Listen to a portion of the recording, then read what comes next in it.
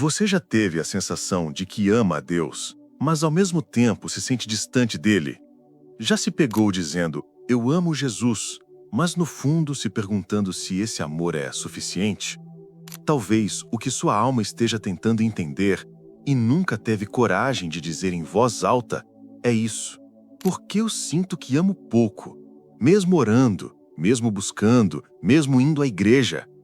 A verdade é que o amor por Jesus não grita. Ele não faz alarde. Ele é como um rio subterrâneo. Corre por dentro mesmo quando ninguém vê. A maioria das pessoas diz que ama Jesus, mas vive como se ele fosse uma ideia bonita, não uma pessoa real, presente, envolvida. Há uma grande diferença entre admirar Jesus e se relacionar com ele, entre falar sobre ele com reverência e cuidar desse vínculo como quem cuida de alguém que se ama de verdade. Lembra de Pedro e Judas? Ambos erraram, ambos andaram com Jesus, mas só um chorou de amor. Só um voltou correndo para recomeçar. Judas sentiu culpa, Pedro tinha vínculo. É por isso que o amor verdadeiro por Cristo se parece muito mais com cuidar de uma planta do que com um show de emoções. No começo, você nem vê diferença. Parece que nada está acontecendo. Mas todo dia que você rega, mesmo sem vontade, todo gesto pequeno que ninguém percebe, está criando raízes invisíveis. E, de repente, um dia, você percebe que aquele amor cresceu. Não porque foi explosivo, mas porque foi consistente. Amar mais a Jesus não é sobre sentir mais, é sobre aprender a enxergar onde Ele está e escolher permanecer. Você já percebeu como o amor que oferecemos a Jesus muitas vezes carrega uma condição secreta? Algo em nós acredita: se eu errar menos, vou sentir mais amor. Se eu me consertar, então serei digno de amar e ser amado por Deus. É sutil, quase imperceptível, mas é um bloqueio que muita gente carrega desde cedo. A ideia de que só pode-se amar Jesus com liberdade quando se está em dia com Ele. Essa crença cria uma fé performática. Você começa a orar para aliviar a culpa, não para se conectar. Começa a fazer coisas para Deus com medo de estar decepcionando e não com a alegria de quem ama. Jesus se torna uma meta moral, não um amigo presente. Esse tipo de pensamento, segundo estudos da neuropsicologia cristã, aumenta o nível de cortisol no corpo, o hormônio do estresse, porque seu cérebro começa a viver num estado de cobrança constante. Será que ele ainda me ama? Será que eu estou na graça? E assim, o amor deixa de ser fluido e se torna tenso. Só que Jesus nunca pediu perfeição antes do amor. Ele sempre ofereceu o amor antes da transformação. Se você acredita que só pode amar Jesus quando estiver bem espiritualmente, você está preso num ciclo. É como tentar ligar um carro só depois que ele estiver em movimento. Amar Jesus não é sobre merecer, é sobre permanecer. Até quando você não sente que é digno. Pense agora, quantas vezes sua oração foi mais um pedido de desculpa do que um gesto de amor? Talvez essa seja a hora de inverter isso. Muitos cristãos, sem perceber, desenvolvem uma dependência emocional sutil, o vício da dopamina espiritual. É quando você não busca a comunhão com Jesus, busca a sensação de estar com Ele. Você ora, mas espera sentir arrepios. Canta, mas quer se emocionar. Vai à igreja, mas precisa da confirmação visível, lágrimas, palavras proféticas, aquela certeza imediata de que Deus está ali. Mas e quando não sente nada? E quando tudo parece seco, silencioso, vazio? Aí vem a dúvida. Será que Ele me deixou? Será que minha fé esfriou? É nesse ponto que muitos desistem. Não porque deixaram de crer, mas porque se viciaram em sentir. Só que o amor maduro não depende de emoção constante. Ele é como o fogo que continua queimando, mesmo quando não faz fumaça. Na verdade, os momentos de silêncio espiritual não são a ausência de Deus, são a chance de provar o tipo de amor que resiste. Cristo não busca adoradores sensíveis, ele busca corações entregues, mesmo quando o céu parece calado.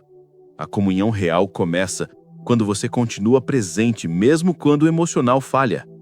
O cérebro até pode desejar estímulo, mas o espírito precisa de estabilidade. É por isso que o silêncio de Deus, às vezes, é um campo fértil. Ele não está te punindo, ele está te fortalecendo. E se você continuar amando Jesus quando tudo está quieto, então o seu amor está sendo curado da dependência emocional e se tornando uma raiz profunda, pronta para sustentar frutos eternos. Jesus foi direto. Se vocês me amam, guardarão os meus mandamentos. João 14,15. Com isso, ele redefine completamente o amor. Não como uma emoção, mas como uma obediência que nasce do afeto, não do medo. Muitas vezes esperamos que o sentimento nos leve à ação, mas espiritualmente é o contrário. São as ações diárias que geram profundidade emocional. A neurociência já entende que hábitos moldam emoções. Ou seja, o que você repete com intenção, seu cérebro começa a reconhecer como verdade. Quer amar mais a Jesus? Então decida amar, mesmo que o coração ainda não esteja completamente sentindo. Prática simples, mas poderosa. Ritual de 3 minutos diários. Respire fundo. Diga em voz baixa: Jesus, eu te amo. Escolha uma atitude concreta naquele dia que traduza essa frase. Pode ser um perdão, uma renúncia, uma generosidade. Esse exercício alinha intenção, palavra e comportamento. E começa a formar em você um caminho neurológico de afeto sagrado. Porque amar Jesus não é sobre esperar que o coração esteja certo. É sobre ensinar o coração a seguir o que já é verdade. Você não precisa de mais emoção. Precisa de mais prática sagrada. E com o tempo, aquilo que começou como disciplina se transforma em desejo. Até que obedecer deixa de ser esforço e passa a ser uma resposta natural de quem ama. Existe um tipo de comparação que parece inofensivo, mas mata lentamente a intimidade com Cristo. É quando você olha para o fervor espiritual dos outros e pensa: eles amam mais a Jesus do que eu. Esse sentimento se infiltra nos bastidores da alma e, sem perceber, você começa a medir sua fé pelo termômetro dos outros. O nome disso? Efeito halo espiritual. Você idealiza irmãos de fé, pastores, líderes, influenciadores e se sente menos santo por não viver no mesmo nível. Mas Jesus nunca comparou os discípulos entre si. Ele só perguntava: você me ama? Quando Pedro questiona sobre o futuro de João, Jesus responde: se eu quiser que ele permaneça vivo até que eu volte, o que lhe importa? Siga você-me. A comparação transforma a jornada de amor numa competição oculta. E o resultado é um coração dividido, sempre frustrado, sempre insuficiente. Mas há um antídoto poderoso: confissão silenciosa e serviço intencional. Ao invés de se medir, ajoelhe-se. Ao invés de se criticar, sirva. Porque o verdadeiro amor por Jesus floresce quando você para de se enxergar através dos outros e começa a viver como alguém que ele chamou pelo nome. A régua que mede o seu amor não está fora, está dentro. E quando você entende isso, a comparação perde o poder e a comunhão se torna mais leve, mais honesta, mais viva. Há momentos da vida em que tudo o que fazemos parece pequeno demais. A oração é sussurrada no escuro. O bem que fazemos, ninguém vê.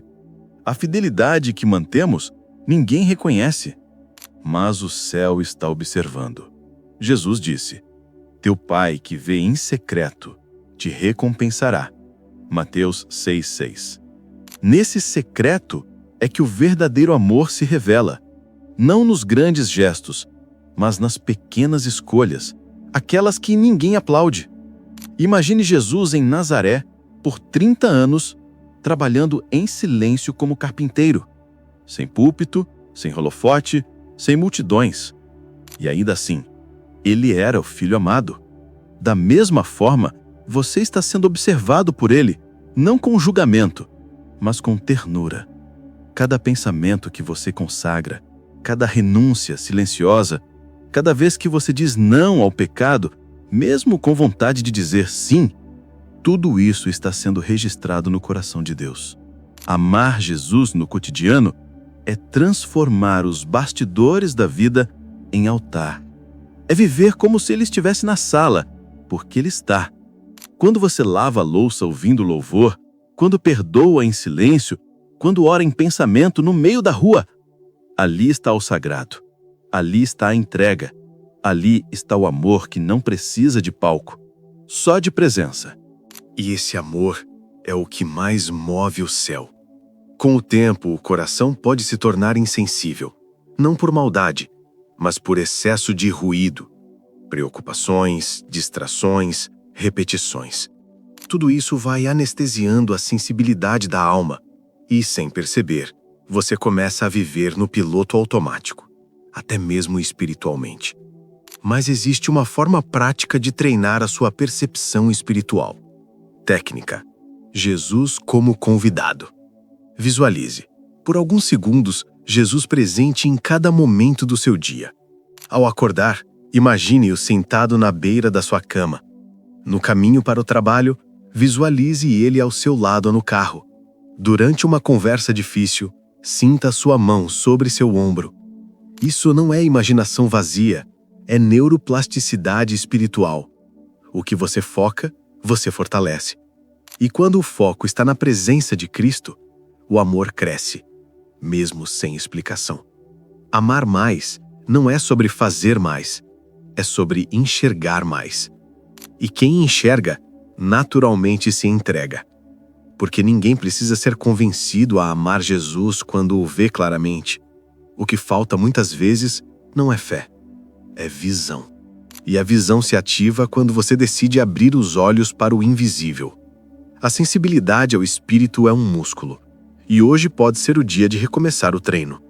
Talvez o maior segredo sobre amar mais a Jesus é que esse amor raramente faz barulho. Ele não precisa de palco, de testemunhas, de evidências externas. Ele precisa de um coração disposto a estar presente. Estar presente quando tudo está bem. Estar presente quando nada faz sentido. Estar presente, mesmo em silêncio. C.S. Lewis escreveu: o verdadeiro amor a Deus é obedecer até quando não se entende. É isso. É seguir mesmo sem respostas. É adorar mesmo sem emoção. É servir mesmo em dor. Pense em Maria Madalena. Ela lavou os pés de Jesus com lágrimas antes de ser reconhecida. Ela o amou no escuro, no silêncio, no abandono. E por isso, foi a primeira a vê-lo ressuscitado. Esse é o amor que não espera palco, só entrega. E talvez hoje, a sua entrega seja voltar. Voltar a olhar para Ele com sinceridade.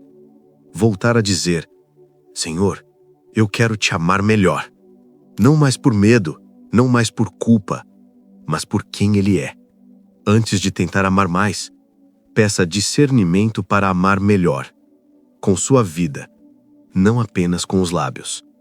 E se esse conteúdo tocou seu coração, considere se tornar membro deste canal. Não como obrigação espiritual, mas como forma de sustentar essa missão. Entregar verdades profundas, gratuitamente para quem mais precisa.